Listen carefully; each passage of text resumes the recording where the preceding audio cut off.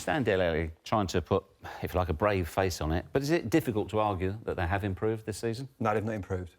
I thought they should have done. They were my tip to be the closest runners to Man City. They're 18 points behind. I think if Jose Mourinho was in that situation, Man United, he'd be getting absolutely slaughtered right now. But I think for some reason with Tottenham, there's a little bit of a not quite sure, because they're Tottenham, should we really have a go at them? Are we... The manager's so, like, he's a favourite of everyone. He's got so much money in the bank with the press. I think if you look at this season for Tottenham, aside from the Real Madrid win and when they beat Liverpool comfortably, I think it's been really poor. I really do. To be 2 up against West Ham and go out 3-2 and an opportunity to go and win a trophy. They've not won a trophy for years. With the quality in the squad they've got, letting Kyle Walker go in the summer looks like a huge mistake. And I'll be the first to admit I thought it was good business at the time. But now I think what it's done is it's set a precedent in that dressing room, because all the other players now, and I don't know this, it just looks to me there's a lot of players that they're probably thinking to themselves, they know what the going rate is now.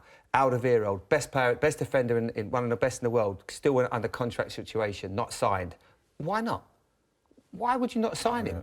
Go and give him whatever he deserves. He's one of the best defenders in the world. Would that really affect you on a match-by-match basis and your form? It's got nothing to do with whether it affects you or not. The fact is that every day that you are not earning the monies that you believe you should be, you're actually losing money. And whether people say, well, that's greedy, that's a greedy way to think of it. It's not a greedy way to think of it. It's just the fact that that is happening and you're actually not getting your worth. That's going to start to affect you while you're playing, especially when you're playing well, because you're thinking, I'm doing this, and I know he's earning 3 times as much as me. As much as people say, well, that's not a good attitude to have. It's a natural thing to just seep into you. Well, Danny Rose said it. He came out and said it, didn't he? Right. Danny Rose got came slaughtered out, for it. I didn't have a problem with it at all. Yeah, and you know, the thing is, when you look at Tottenham as well, whatever that Dele says, and you can't expect Dele to say anything other than he's saying at the moment. His form has dipped a little bit. There's been a lot of pressure on Dele ever since he's hit that first team, and he's answered all the questions, and now he's still answering questions about his form. But when you look at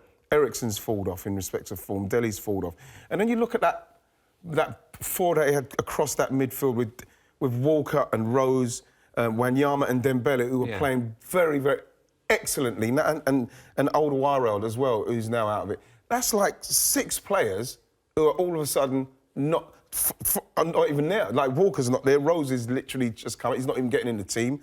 Dembele and Wanyama are injury. Exactly, and Alderweireld. So that's going to cause you a problem. You know, and that is where Tottenham have a problem, because it's disrupted, and they haven't got the players to come in and keep them to the level to keep them challenging. Listen, I'll tell you what it is, Jeff, for me. Tottenham have got an opportunity of a lifetime right now. And I've said this before, I've said it for years. This is their chance to really kick on and become one of the superpowers in football. They've got the players. You just seen them interviewed there. Dele Alli, Harry Kane. They've got crown jewels. They've got players that anyone in the world would want.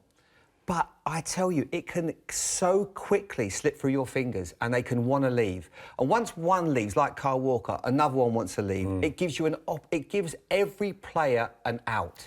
And they've got it's a small club mentality there. It's not changed since I was there.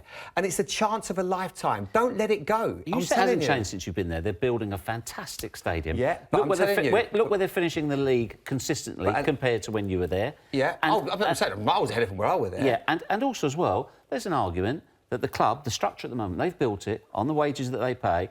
They've created a system that has produced this success to date. Why change it? It's been going upwards. You know what? Yeah, I agree with all that. It's a great stadium to come. But players, it can suit... What I'm trying to say is these players are well aware of what the going rate is for themselves. Yep. And forgive me, because people might say, well, George, you've been greedy. He signed a new 6-year contract. It's not about that. It's about going into the England dressing room, knowing you can look at the player in the eye that plays in your position that you know is getting 2 or 3 times more than you a week. You know, that's not how it should be. And I'll tell you what else you've got to look at as well. Because... people want clubs will want their players. They will court those players.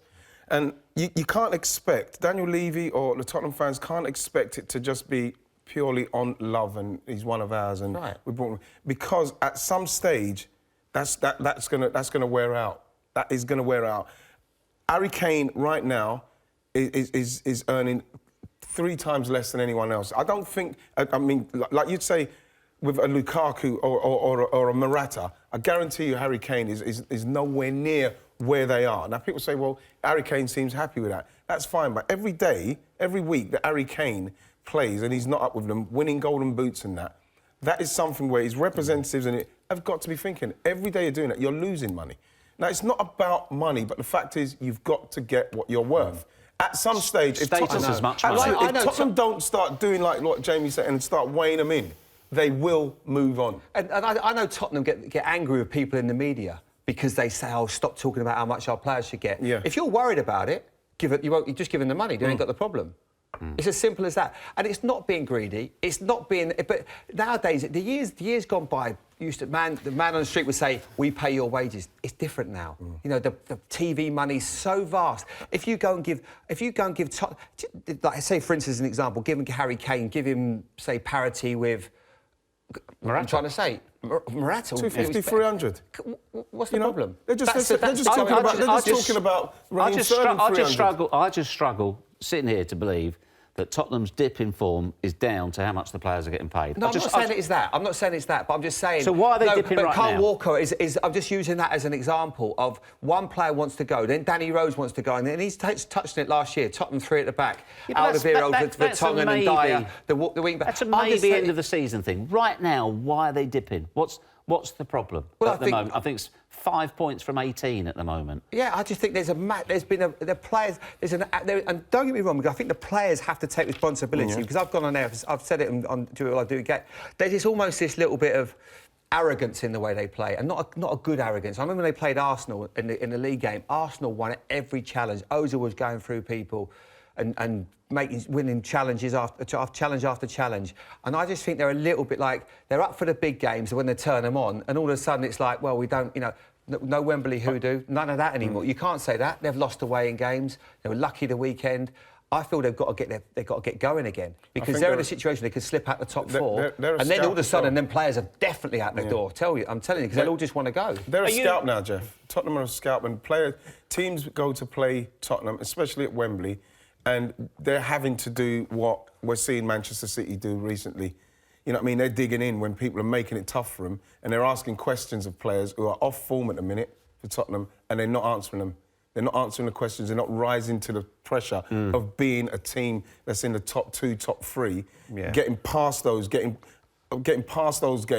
winning them, and then staying amongst it until your form comes back. That is what's happening at the moment. You take flack, Jamie. I know you take flack for criticising Tottenham, but is it genuine frustration on your part that they are not taking that next step? I don't know if I do take flack. I don't know what I mean, but I'm just saying I just look at Tottenham and look at a club. Because I wasn't there long enough for it to be my team. And I can say that from the bottom of my heart. My dad coached them. I just look at Tottenham and enjoy watching them because they've got so many good young players.